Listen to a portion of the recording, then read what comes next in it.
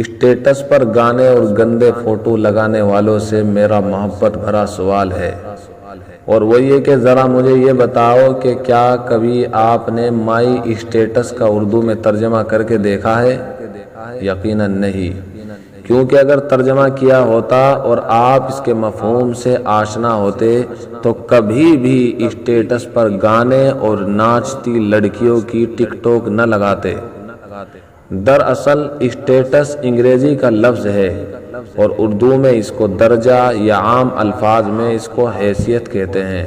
اس طرح مائی اسٹیٹس کا مطلب ہوا میری حیثیت، اور جب آپ اسٹیٹس پر گانے اور ناچتی ہوئی لڑکیوں کی ویڈیو لگاتے ہیں تو اصل میں آپ اپنی اوقات اور اپنی حیثیت کو متعارف کروا رہے ہوتے ہیں۔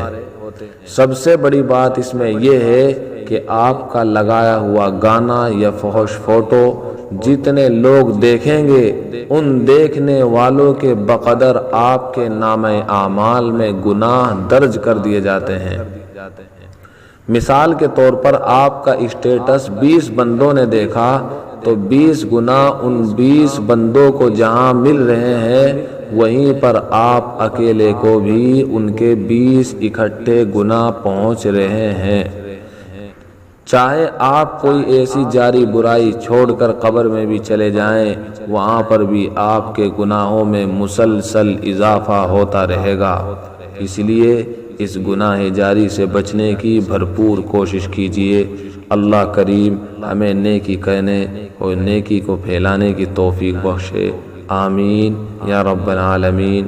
وآخر دعوانا ان الحمد للہ رب العالمین۔